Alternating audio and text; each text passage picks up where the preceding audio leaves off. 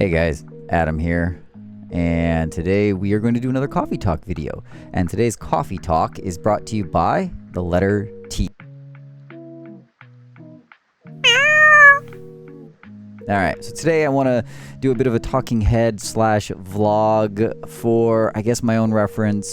So feel free to pop this over to another tab. And today I'm going to talk about iRating for a minute. I'll try to keep this brief. But right now I'm going to put up on the screen a graph showing my iRating from last week.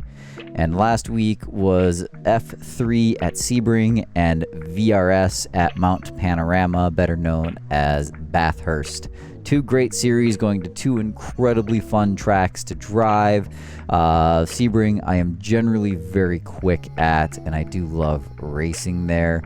But unfortunately, stuff happened. It was an absolutely brutal week. I dropped a roughly 400 iRating just because of some stupidity that was happening in the races. A couple of times was my fault.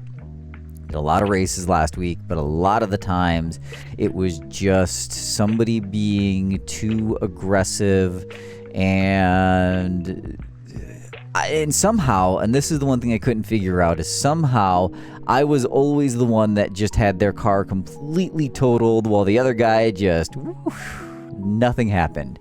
And I see that a lot in the iRacing subreddits. You know, a lot of people talk about that and they joke about it a bit at times. But I was that guy last week. Like, it was absolutely brutal. And while I will say I don't care about iRating, I do care about iRating because iRating to me is an indicator of how the racing is going. If my iRating is flat or trending up, I'm probably having a lot of fun in iRacing right now, because a flat to upward trend means either I am doing really good because my iRating's increasing, or I'm having some really good battles for whatever position, and I'm probably gaining a little iRating in one race and losing a little in the next, and that's okay, that's fun. But when my iRating trends downward and I drop 400 IR in 72 hours, that's just frustrating, because that is just bad racing happening, and I don't know how else to describe it. So after 72 hours of just utter nightmarish driving, racing, whatever, I started looking at the telemetry data from all of the races that I had done. Thankfully, with VRS, I can go back and I can do that. And because I got to thinking, it does take two to crash. Had I not been in that position at that time, I wouldn't have gotten taken out. And I would not have been in that position if I could actually qualify. I seem to be in this really big slump with this inability to qualify. I mean, in F3, I qualified really well almost every single race. I was up near the front of the grid, got some great starts, but pile-ups happen in turn 1 or 2, and it is what it is. In VRS, however, I did not qualify well at all. My qualifying laps around Bathurst were atrocious. And when I started looking at the telemetry data across both series, I started seeing the same thing happen regardless of the car, regardless of the track. I was doing the same wrong things every time. And had I not been doing those things, I could have qualified better, and I could have probably avoided the chaos that ensued on lap 1 in every one of those races. In fact, really fun fact, every race I did at Bathurst last week, probably about 8 in total. The longest race that I did lasted 3 laps. 3 for those of you who are German and get the reference.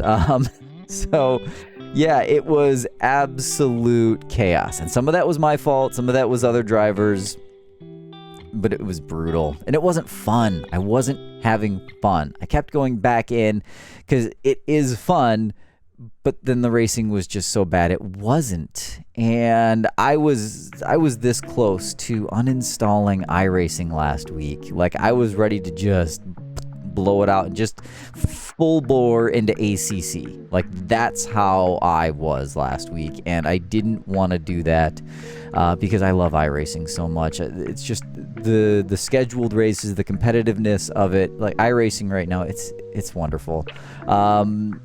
So after I took some time and really deep dove into my telemetry data, I realized I know what I'm doing wrong, but I don't know how to correct it.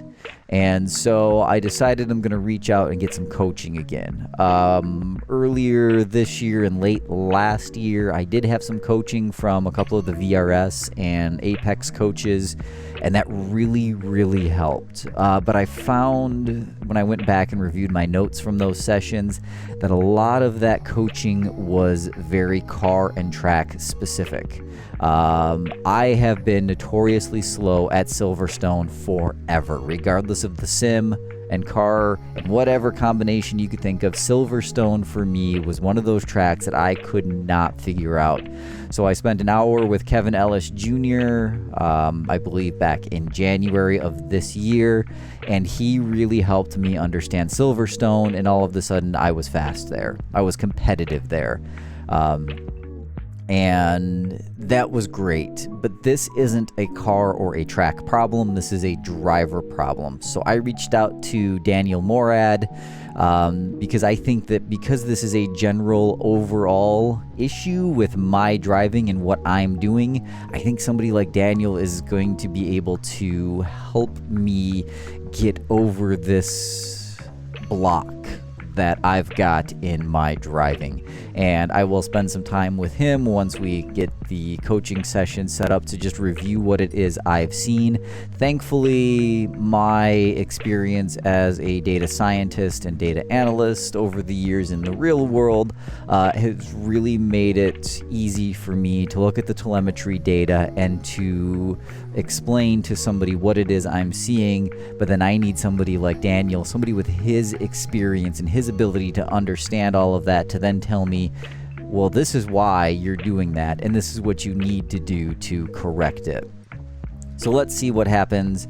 Hopefully my iRating starts trending back up. It's Thanksgiving week here in the US, so I'm not going to be doing a lot of racing this week, if any at all. Just too much going on this week.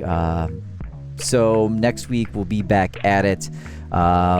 It's the last week of Season 3 in 2021.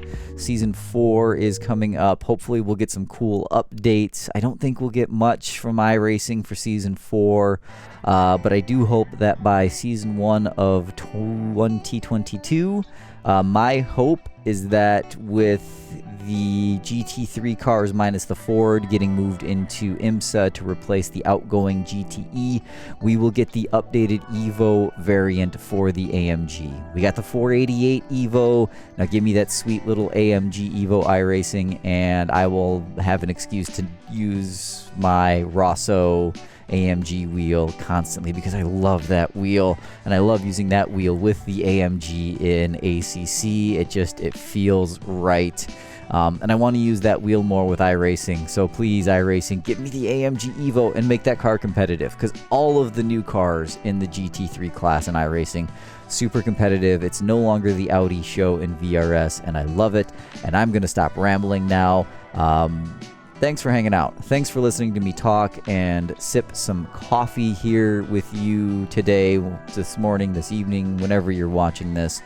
And let me know. I've got some SimHub videos lined up to record. I know I keep saying that, and I kind of record and then I never post. Just feel free to post in the comments what it is you want to see for future SimHub tutorials. I'm happy to get those done. If it's quick and simple, I can usually knock one of those out and post them like the day after you've requested it. There's some more complicated ones that I want to do, but sometimes I struggle with like the walkthrough and explaining it simply enough, and I'll record that video 4 or 5 times over, and then I just end up stepping away for a little bit. But I promise I will get back to some of those that I'd said I would post. But in the meantime, let me know what else it is you want to see from SimHub tutorials, and I'll get those up for you right away. So that's it. If you are in the United States and you're watching this week, it's currently November 22nd, 2021 as I'm filming this. Have a happy Thanksgiving. Stay safe out there, everybody, and watch your iRating.